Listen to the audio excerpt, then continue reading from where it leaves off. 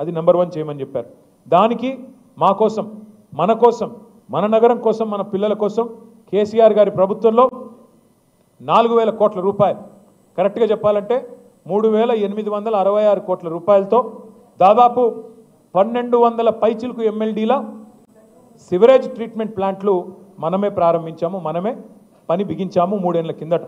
అందులో కోకాపేటలో నేనే వచ్చి ప్రారంభించాను. నేను సబితక్క మేమందరం వచ్చినాం. కోకాపేటలో ఒక 15 MLD ప్లాంటు మీ రాజేంద్ర నగర్ నియోజకవర్గంలోనే పూర్తి చేసినాం, దాన్ని ప్రారంభం కూడా చేసినాం. అదే మాదిరిగా హైదరాబాద్లోని మిగతా 1,200 MLDల ప్లాంట్లు, ఇక మా కాలేరు వెంకటేష్ గారు ఇక్కడే ఉన్నారు, ఆయన అంబర్పేట నియోజకవర్గంలో 300 MLD ప్లాంట్ ఒకటే చోట అక్కడ కట్టినాం. అవతల వైపు ఎల్బీ నగర్లో భారతదేశంలోనే అతిపెద్ద సివరేజ్ ట్రీట్మెంట్ ప్లాంట్ 320 MLDల ప్లాంట్ అక్కడ కట్టినాం. ఇవన్నీ ఎందుకు చేసినాం? నీటిని శుద్ధి చేయడానికి, మూసీకి తిరిగి జీవం పోయడానికి. ఈరోజు నేను మీకు సంతోషంగా చెప్తా ఉన్నా, కేసీఆర్ గారి ప్రభుత్వ పనితీరు వల్ల ఎట్లా అయితే కరోనా సమయంలో కూడా రోడ్లు వేసుకున్నామో, ఎట్లా అయితే కరోనాలో దేశమంతా స్తంభించిపోతే మన హైదరాబాద్లో మాత్రం ఫ్లైఓవర్ లాగలేదు, మన హైదరాబాద్లో రోడ్ లాగలేదు. మన హైదరాబాద్లో ఎక్కడి నుంచో వచ్చిన కార్మికులను కడుపులో పెట్టుకొని వాళ్ళకి డబల్ రేట్ ఇచ్చి మీకేం కాదు మేము చూసుకుంటామని ధైర్యం చెప్పి ఎట్లా కొత్త రోడ్లు వేసుకున్నామో అదే పద్ధతుల్లో కరోనా సమయంలో కూడా మనం ఆపకుండా నిరాటంకంగా పనిచేయడం వల్ల ఇవాళ హైదరాబాద్ మొత్తం భారతదేశంలోనే మొట్టమొదటి నగరం. 100% సివరేజ్ ట్రీట్మెంట్ ఉన్న ఒకే ఒక్క నగరం హైదరాబాద్ మాత్రమే మొత్తం భారతదేశంలో. దానివల్ల 90% సమస్య పరిష్కారం అయిపోయింది మూసీది. రెండవ పని ఏం చేసినాం మనం? కాళేశ్వరం ప్రాజెక్టు ద్వారా బ్రహ్మాండంగా గోదావరి నీళ్లను మనం ఎక్కడో కింద ఉండే మేడిగడ్డ అక్కడి నుంచి తీసుకొచ్చి హైదరాబాద్ పక్కనే, హైదరాబాద్ నెత్తి మీద కుండ పెట్టినట్టు కొండపోచమ్మ సాగర్ అని చెప్పి హైదరాబాద్కి 45-50 కిలోమీటర్ల దూరంలో ఇక్కడే బ్రహ్మాండంగా నీళ్లు తెచ్చి పెట్టినాం. ఏమైంది దానివల్ల? హైదరాబాద్ అనేది 535 మీటర్ల మీద ఉంటుంది సముద్ర మట్టానికి. అదే కొండపోచమ్మ సాగరు 618 మీటర్ల మీద ఉంటుంది. అంటే కొండపోచమ్మ ఇక్కడ ఉంటుంది, హైదరాబాదు ఇట్లా ఉంటుంది. 618, 535. దాని కిందికి మల్లన్న సాగర్. ఎందుకు కట్టాం ఇదంతా? ఒకవైపు వ్యవసాయానికి నీళ్లు, సాగునీరు, ఇంకోవైపు హైదరాబాద్ మహానగరానికి, పట్టణాలకు, గ్రామాలకు తాగునీరు. ఇవాళ ఆ కొండపోచమ్మ సాగర్ నుంచి గండిపేటలోకి నీళ్లు తేవడానికి, అంటే గోదావరిలోంచి కృష్ణానదికి నీళ్లు అనుసంధానం చేయడానికి ఈరోజు కాదు, 18 మే 2023 పోయిన సంవత్సరం 18 మే 2023 నాడు క్యాబినెట్లో ఆనాడు మహమూద్ అలీ గారు, నేను, అక్క అందరం ఉన్నాం, తీర్మానం పాస్ చేసినాం. 1,100 కోట్ల రూపాయలతో గోదావరి నీళ్లు తెచ్చి గండిపేటలో పోస్తే ఆ గండిపేట గేట్లు ఎత్తితే చాలు, అటు ఎస్టీపీల నుంచి శుద్ధి చేసిన నీళ్ళు వస్తాయి మూసీలోకి. ఎప్పుడు కావాలంటే అప్పుడు బ్రహ్మాండంగా గండిపేట గేట్లు ఎత్తితే కిందికి ఉస్మాన్ సాగర్ నుంచి నీళ్లు, ఫ్రెష్ వాటర్ కిందికి వచ్చే విధంగా రూపకల్పన చేసినాం. ఏం జరుగుతుంది అప్పుడు? కిందికి నీళ్ళు ఇందాక నేను చెప్పినట్టు నీళ్ళు ఆగకుండా జర్రుమని జారిపోతాయి, ఎందుకంటే నీళ్లు ఆగవు మూసీలో. దానికోసం కూడా ఆలోచన చేసినాం. మూసీ మీద ఒకప్పుడు ఎప్పుడు నిజాం కట్టించిన పురాణా పూలు, నయా పూలు ఉండేది. చాదర్గాడ్ బ్రిడ్జు, పురాణా పూలు, నయా పూలు మీ అందరికీ కూడా తెలుసు. టిప్పుకాన్ బ్రిడ్జ్ ఇవన్నీ ఉంటాయి. మన ప్రభుత్వం వచ్చిన తర్వాత కేసీఆర్ గారి నాయకత్వంలో కొత్తగా మా వెంకటేష్ గారు ఒకసారి వచ్చి మూసారంబా అక్కడ ఊకే సమస్య అవుతున్నది, మనం మంజూరు చేయాలంటే మంజూరు చేసినాము. 15 బ్రిడ్జులు, 15 బ్రిడ్జులు మంజూరు చేసినాం మూసీకి అడ్డంగా. ఆ బ్రిడ్జిల కిందనే చెక్ డ్యామ్ కూడా కట్టాలనుకున్నాం. ఏమవుతుంది దానివల్ల? మనకి ఎప్పుడు కావాలంటే అప్పుడు ఈ గోదావరి నీళ్లు తెచ్చి గండిపేట నుంచి గేట్లు ఎత్తితే మొత్తం మూసి ఎప్పటికీ జీవనదిలాగా ఉండేదానికి, ఫ్రెష్ వాటర్తో కలకలలాడుతూ ఉండేదానికి శాశ్వత పరిష్కారం చూపెట్టిందే కేసీఆర్ ప్రభుత్వం. కాకపోతే ఇక్కడ ముఖ్యమైన పాయింట్ ఒకటే, 3,866 కోట్ల రూపాయలతో ఎస్టీపీల నిర్మాణం పూర్తయిపోయింది. ఇప్పుడు కేవలం రేవంత్ రెడ్డి చేయాల్సింది ఒకటే ఒక్క పని, 1,100 కోట్ల రూపాయలతోని ఆ గోదావరి నీళ్లు తీసుకొచ్చి గండిపేటలో పోస్తే చాలు. ఆయన కొత్తగా చేయాల్సింది ఏమీ లేదు. పేదవాడికి కడుపు కొట్టాల్సిన అవసరం లేదు, వీళ్ళను మెడలు బట్టి నూకాల్సిన అవసరం లేదు, పట్టి బయట పారాల్సిన పని లేదు. మూసి పునరుజ్జీవం కావాలంటే కేవలం 1,100 కోట్లు ఖర్చు పెడితే చాలు. కానీ ముఖ్యమంత్రి గారు ఏమంటున్నారు? 1,100 కాదు, 1,50,000 కోట్లు, 1,50,000 కోట్లు అంట. దేనికయ్యా ఖర్చు ముఖ్యమంత్రి 1,50,000 కోట్లు అంటే? ఒక్కడు సమాధానం చెప్పడు.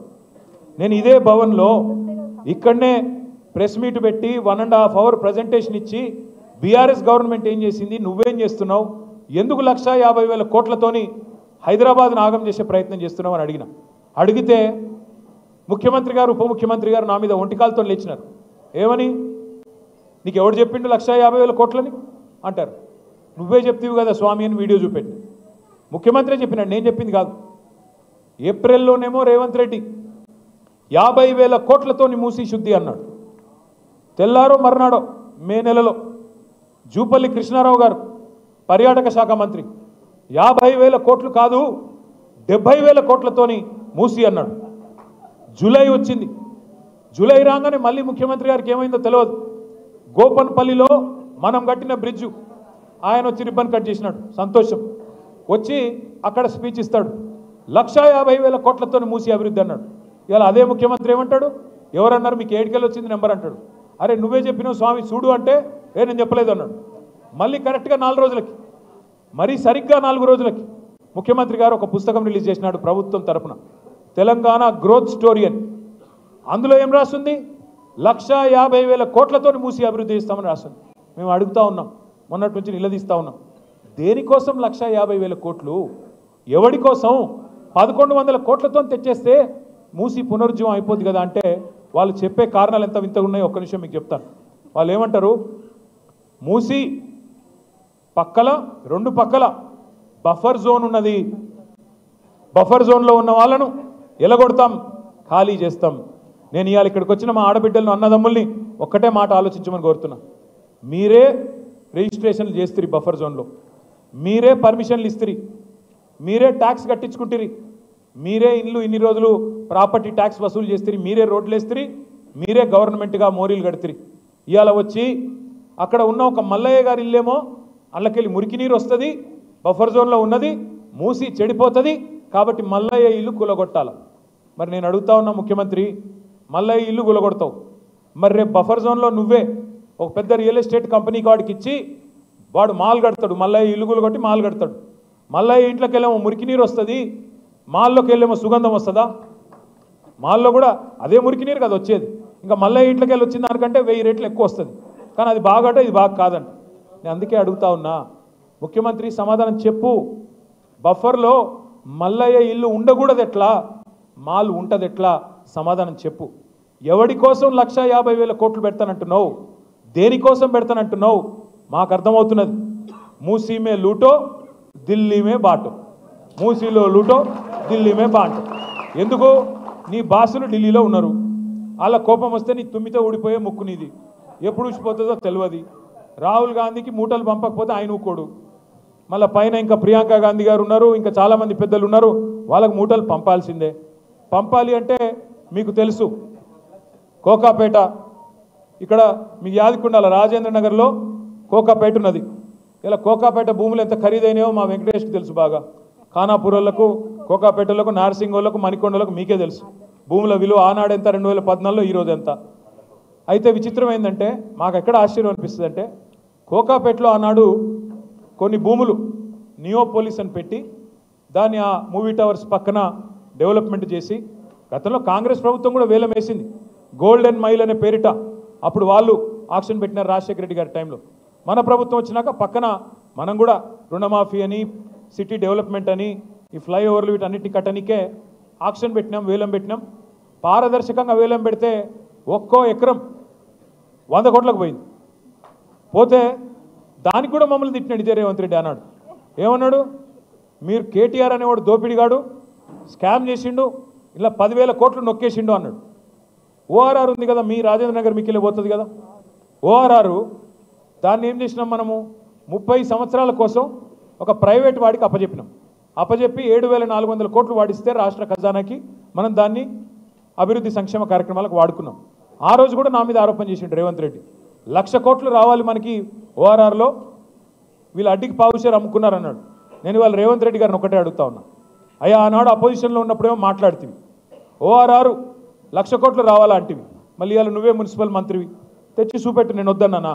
క్యాన్సిల్ చేయి, ఓఆర్ఆర్ టెండర్ క్యాన్సిల్ చేయి, నేను తప్పు చేసిన రుజువు చేయి, నేను వద్దన్నానా?